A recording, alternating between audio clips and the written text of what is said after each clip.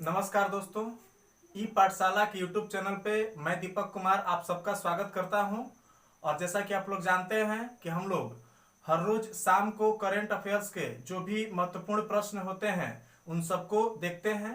तो आज भी मैं आपके लिए करंट अफेयर्स का एक नया सेशन लेकर के आया हूं, जिसमें हम लोग आज जो भी घटनाएं घटी हैं जो करंट अफेयर्स के लिहाज से महत्वपूर्ण हैं उन सब के बारे में डिस्कस करेंगे। और करंट अफेयर्स के जो भी महत्वपूर्ण प्रश्न उनसे बन सकते हैं उसको हम लोग देखेंगे। तो चलिए, सबसे पहला जो आज का हम लोग का प्रश्न है उसको देखते हैं। और आपका प्रश्न जो है उसको ध्यान से देखिए। आप लोग कह रहा है कि विश्व स्वास्थ्य सभा 2020, ठीक है, विश्व स्वास्थ्य सभा 2020 में भारत का प्रतिनिधित्व कौन करेंगे या किसके द्वारा किया जाएगा। और इसमें आपके ऑप्शंस दिए गए हैं। Option A Mangal Pandey, option B दिया है निर्मला सीतारमण, ऑप्शन सी दिया है हर्षवर्धन और ऑप्शन डी में है इनमें से कोई नहीं।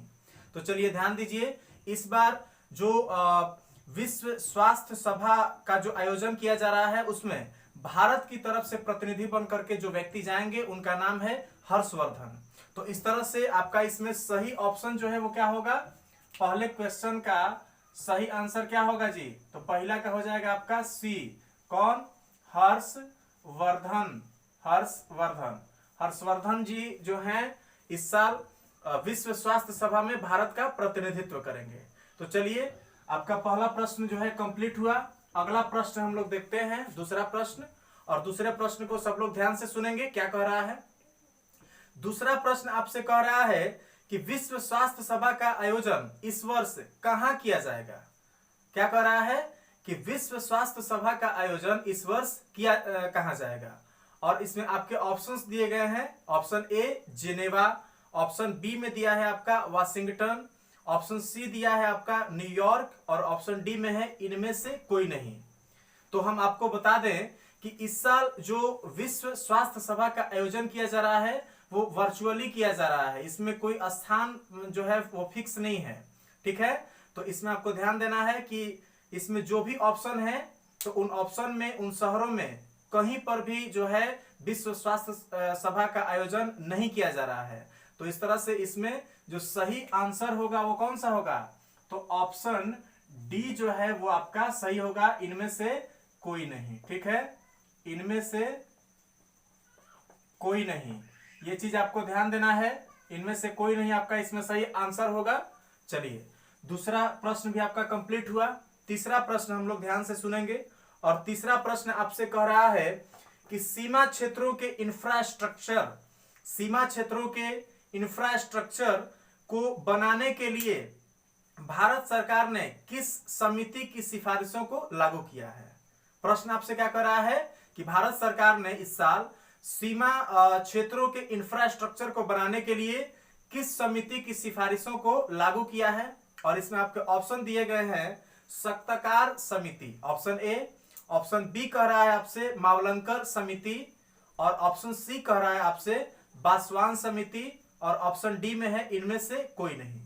तो हम आपको बता दें कि इस साल जो सीमा क्षेत्र में इंफ्रास्ट्रक्चर तैयार करने के लिए जिस समिति की सिफारिश को लागू किया गया है उस समिति का नाम है सख्तकार समिति। तो इस तरह से आपका इसमें सही आंसर हो जाएगा ऑप्शन ए, यानी कि इसमें आपका जो सख्तकार समिति है, सख्तकार समिति, तो सख्तकार समिति की सिफारिशों को इस साल सीमा क्षेत्र में इंफ्रास्ट्रक्चर डेवलप करने के लिए लागू किया गया है, ठीक है। हम उम्मीद करते हैं कि आपको समझ में आ गया होगा। चलिए, अगला प्रश्न देखते हैं। और अगला प्रश्न आपसे पूछ रहा है कि हाल ही में प्रवासी मजदूरों के लिए किस राज्य सरकार ने चरण पादुका पहल शुरू की है। क्या कह रहा है प्रश्न कि इस साल जो है हाल ही में किस राज्य सरकार ने प्रवासी मजदूरों के लिए चरण पादुका पहल शुरू की है। और इसमें आपके ऑप्शन दिए गए हैं, ध्यान से सुनिएगा। ऑप्शन आपके दिए गए हैं, option A Bihar, option B आपसे कह रहा है मध्य प्रदेश, ऑप्शन सी कह रहा है उत्तर प्रदेश और ऑप्शन डी कह रहा है नई दिल्ली।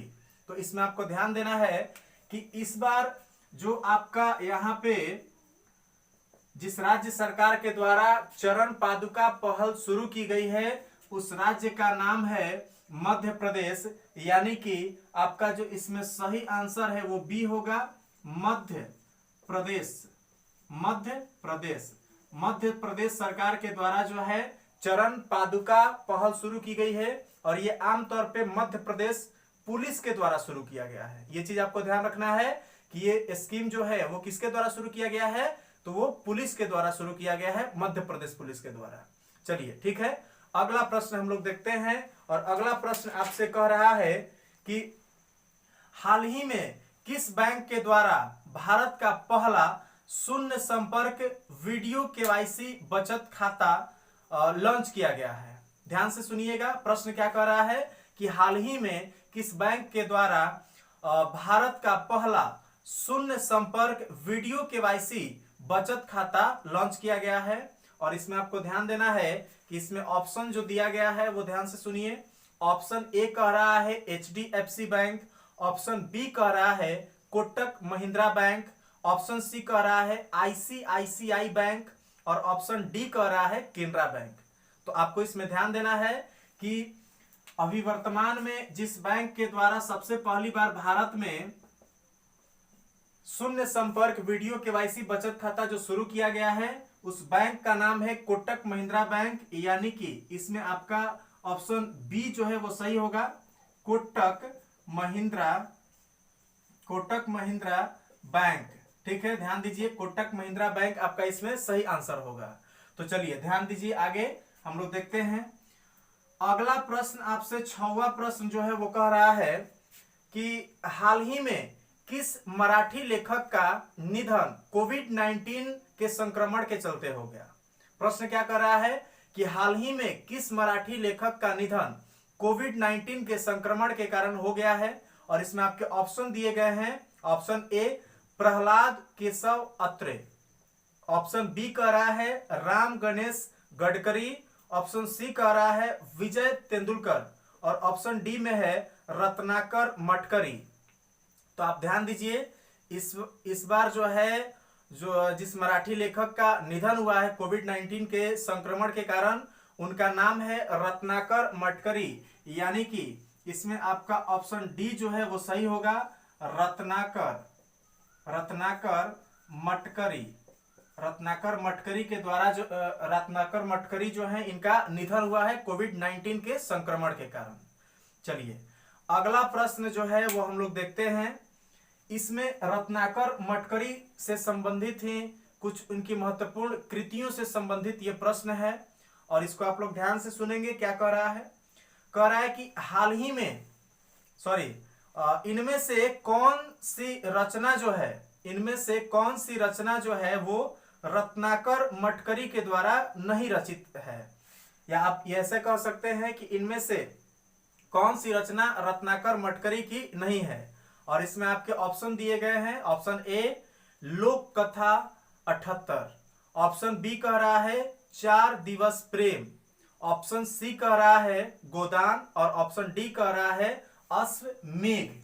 तो आपको ध्यान देना है कि रत्नाकर मटकरी के द्वारा जो है ये 3 जो कहानियां हैं वो लिखी गई हैं, 3 रचनाएं लिखी गई हैं। लोक कथा, उसके बाद में आपका 4 दिवस प्रेम और जो लास्ट वाला है अश्वमेघ।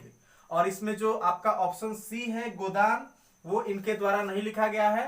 तो इस तरह से आपको ध्यान देना है कि ऑप्शन सी जो है इसमें सही होगा। गोदान जो है ये इनकी रचना नहीं है, गोदान इनकी रचना नहीं है, वो चीज आपको ध्यान देना है। चलिए अगला प्रश्न आपसे पूछ रहा है 8वां प्रश्न, ध्यान से सुनिएगा। प्रश्न आपसे कह रहा है कि हाल ही में किस संस्था ने क्रिकेट बॉल को चमकाने के लिए लार के उपयोग पर प्रतिबंध लगा दिया है। प्रश्न क्या कर रहा है कि हाल ही में किस संस्था ने क्रिकेट बॉल को चमकाने के लिए लार के उपयोग पर प्रतिबंध लगाया है। और इसमें आपके ऑप्शन दिए गए हैं। Option A BCCI, option B कह रहा है क्रिकेट ऑस्ट्रेलिया या CA, ऑप्शन सी कह रहा है ICC और ऑप्शन डी कह रहा है इसमें आपका इनमें से कोई नहीं।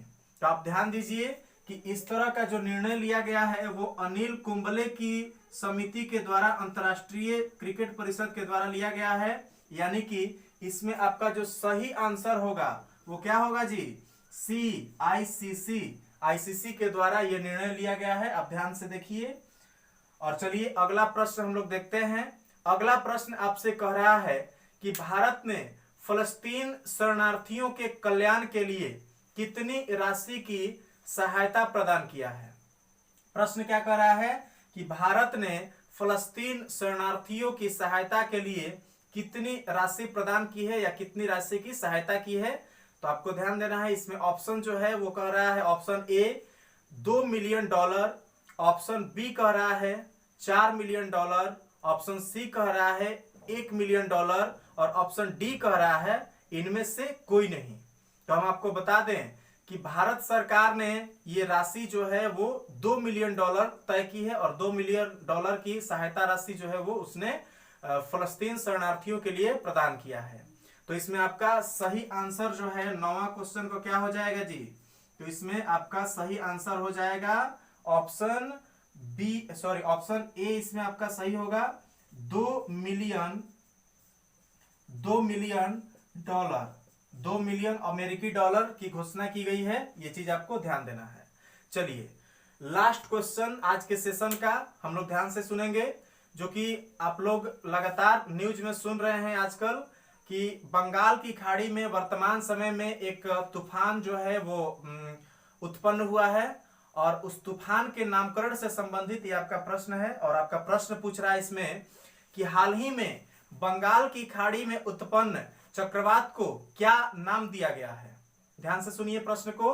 कह रहा है कि हाल ही में बंगाल की खाड़ी में उत्पन्न चक्रवात को क्या नाम दिया गया है। और इसमें आपके ऑप्शन दिए गए हैं, ऑप्शन ए फॉनी, ऑप्शन बी कह रहा है एम्फन, ऑप्शन सी कह रहा है हरिकेन और ऑप्शन डी कह रहा है टाइफून।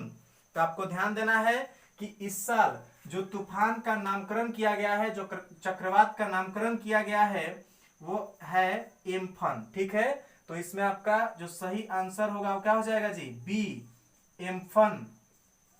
एम्फन जो है वो इस बार के चक्रवात का सही नामकरण है। तो ये चीज आपको ध्यान रखना है।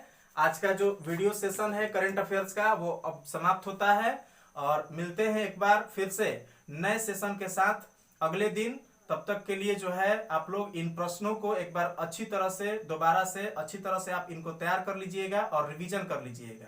चलिए धन्यवाद वीडियो को देखने के लिए। अगर आपको वीडियो अच्छा लगा हो तो आप वीडियो को लाइक कीजिए, अपने दोस्तों के साथ शेयर कीजिए और अगर आप हमारे चैनल पे नए हैं तो चैनल को सब्सक्राइब कीजिए।